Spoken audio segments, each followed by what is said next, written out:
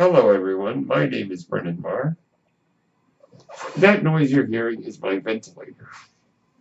And welcome to Page Turners They Were Not, my Star Wars podcast. Today, I want to talk about the denizens of the palace of that slimy piece of worm-ridden filth himself, Jabba the Hutt. What is it about Jabba and his court that we find so compelling, so fascinating?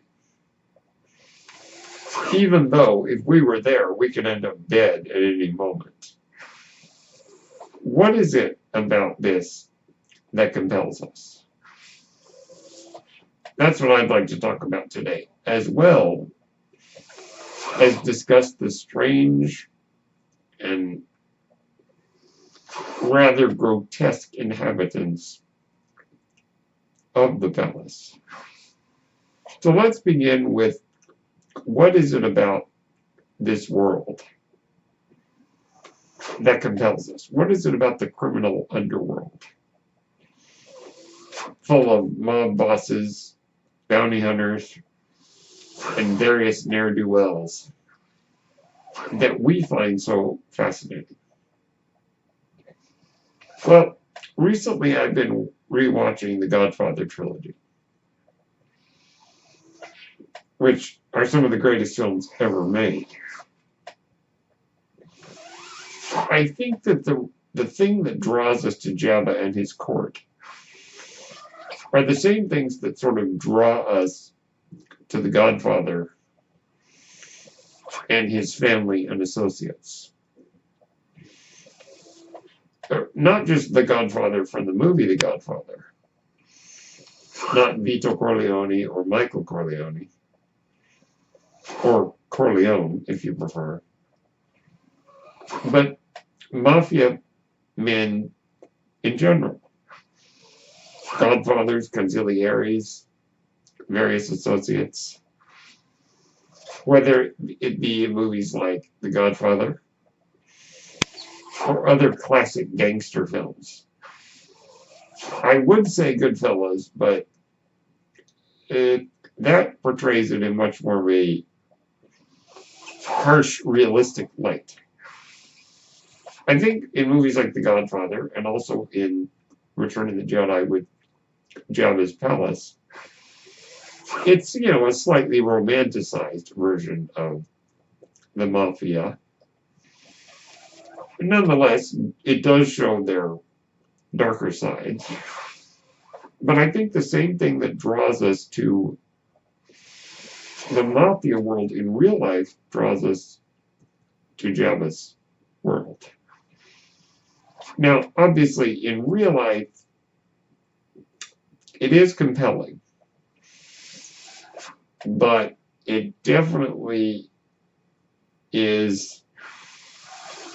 I think we would much prefer the more romanticized version of it than the real thing. But let's look at Goodfellas, for instance. Goodfellas is the story of Henry Hill. Henry Hill was a real person. And he was drawn to the mafia world because he would see them and he would be drawn to them. And he wanted to be a part of that world. He wanted to be somebody. And he was drawn, unfortunately, into that web. He was able later to escape that web. But he really felt drawn to it because he felt like there he could be a somebody. But as we see in the movie and in the real life events, that life is horrendously violent, and you never know when your last moment might come. And so in reality, I don't think we'd really want to be a part of that world. But you could see the appeal. Well, and like Henry Hill did, we might be drawn to it initially. But I think that a lot of us, if we got sucked into it, we would want to run away. So Jabba's Palace has the same kind of mystique, the same compelling nature. There's something about hanging around these guys, especially if they like you. If you can connect with them and you become one of their friends and they like you, it kind of makes you feel good, even though that can change at any moment. If Jabba's displeased with you, down you go into the Rancor kit. So there's a mystique there. There's an allure there. And I think that's why we're drawn to it. The idea that you could make yourself part of this circle and hang out and watch people dance and get some drinks and hang around the palace and just kind of enjoy life. It's very compelling. Now let's talk about the inhabitants of Jabba's Palace. A very grotesque bunch. Strange folks with strange names. You have Bib Fortuna, of course, who's Jabba's major domo. Newa Nawanga. Apparently, male Twi'leks are all ugly, but female Twi'leks are really hot. I haven't figured that one out. So you got Bib Fortuna, who's rather easily manipulated. You've got the Gamorrean guards, who look really cool, I think. They almost look like something straight out of an 80s medieval fantasy. Which, let's be clear, Star Wars is kind of a medieval fantasy. But then you get characters like Sliced Noodles, who's the singer for the Max Rebo band. Max Rebo is the little blue elephant guy who plays the keyboard. Now, if I could detour really quick, I very much prefer the original edit of Return of the Jedi that had the puppet of Sliced Noodles singing Lofty Neck, which is a great song. A wonderful musical moment in Star Wars. That, in the 1997 special edition, was replaced by a CGI Sliced Noodles and the awful song Jedi Rocks. So let's be clear, I prefer Lofty Neck, the original. You also have characters like Ifrit Mon, the guy who looks like an elephant, not the blue guy, but the guy's got kind of that long mouth that hangs down to the ground. His name is Ifrit Mon, so sounds like Elephant Man. There's also that one really ugly guy named Hermie Odal. He's kind of this big guy. You can see him laughing in one of the scenes. And he's got like this drooping lip. He's really grotesque looking. You've got characters like Amanaman, who's this long-limbed, weird-looking guy. You've got Bubo, who's the little dog kind of creature that, it kind of looks like a frog that hangs out by the steps into the throne room. Just a cornucopia of weirdos.